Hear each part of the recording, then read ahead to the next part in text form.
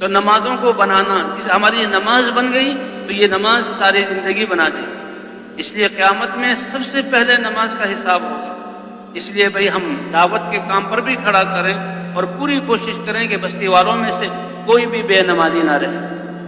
ہم چاہتے ہیں کہ ہمارے سارے شعبوں میں درستی آ جائے تو نماز پر ڈال دیں، کیونکہ نماز اللہ کا اتنا بڑا امر ہے کہ انسان سب چیزوں کو چھوڑ کر، سب چیزوں کا خیال چھوڑ کر، اپنے آپ کو نکال کر اللہ کے سامنے کھڑا ہوتا ہے۔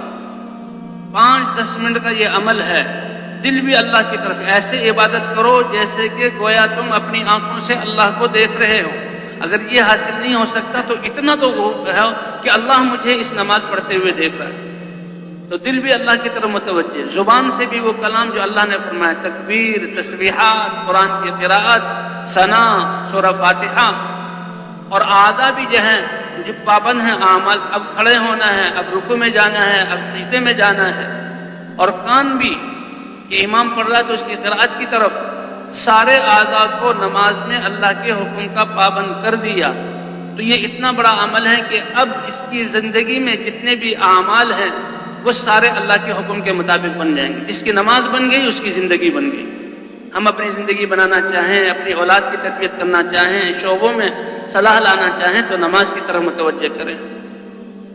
ایک شخص ایمان لایا، صحابی بنے، حضور صلی اللہ علیہ وسلم کی خدمت، لیکن کچھ پرانی عادتیں تھیں، چوری یا دوسری وہ بھی کرتے۔ صحابہ کرام نے کہا، اے اللہ کے رسول، فلاں اسلام میں داخل تو ہو گیا، کلمہ تو اس نے پڑھ لیا، لیکن وہ فلاں کام بھی کرتا ہے۔ آپ صلی اللہ علیہ وسلم نے فرمایا کہ وہ نماز پڑھتا ہے، عرض کیا کہ نماز پڑھتا ہے، کہ اس کی نماز ان قریب ان سارے کاموں سے اس کو روک دے گی۔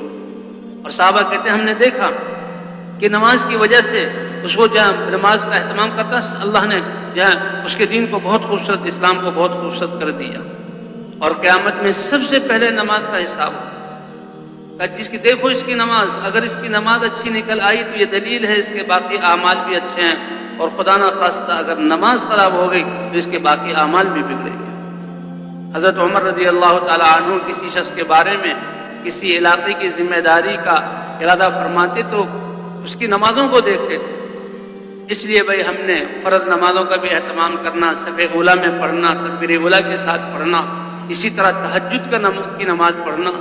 اور جیسے ہم یہ بیان کر رہے ہیں کہ کرنے والے اللہ ہیں اور اللہ سے مانگنا ہے، اللہ اپنی قدرت سے کاموں کو بناتے ہیں، اسی طرح ہم نے بھی اپنی حاجات اور حالات کے وقت نمازوں کو پڑھنا ہے۔ وَاسْتَعِينُوا بِالصَّبْرِ وَالصَّلَاةِ، اللہ کی مدد چاہو نماز اور صبر کے ذریعے۔ نماز، جب بھی کوئی حاجت پیش آ جائے فوراً نماز کی طرف متوجہ، اپنے گھر والوں کو نماز کی طرف متوجہ کریں۔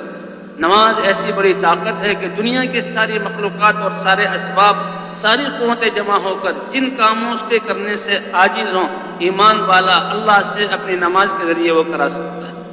نماز کے ذریعے حضور صلی اللہ علیہ وسلم کلما حزبہ امر فزع الی الصلاۃ، جب کبھی بھی حضور صلی اللہ علیہ وسلم کو کوئی پریشانی آتی تو فوراً نماز کی طرف دوڑتے تھے۔ غزوہ بدر کے موقع پر حضور صلی اللہ علیہ وسلم تو وہ 40 آدمیوں کا قافلہ جو سامان تجارت لے جا رہا تھا اس کو لینے کے لیے حضور صلی اللہ علیہ وسلم چلے، لیکن اللہ نے اپنی قدرت کو ظاہر کرنا تھا۔ غزوہ بدر کے مقام پر 1000 مکے کے جنگجو پورے ہتھیاروں سے مسلح ہو کر وہ سامنے آ گئے۔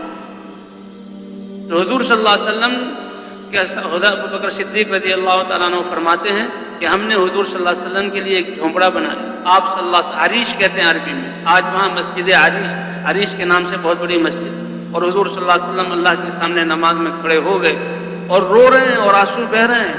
آپ اللہ کے رسول ہیں، اللہ کے حبیب ہیں، سید المرسلین ہیں، آپ کے ساتھ صحابہ کی جماعت ہے، مدد یقینی ہے، لیکن اس صورت میں بھی امت کو بتلانے کے لیے اور اپنا عمل وہ اللہ کے سامنے رو رہے ہیں نماز میں۔ اے اللہ، اگر یہ جماعت تھوڑی سی جس کو میں لے کر آیا ہوں، اگر اس کا صفایا ہو گیا تو پھر محنت پر پانی پھر جائے۔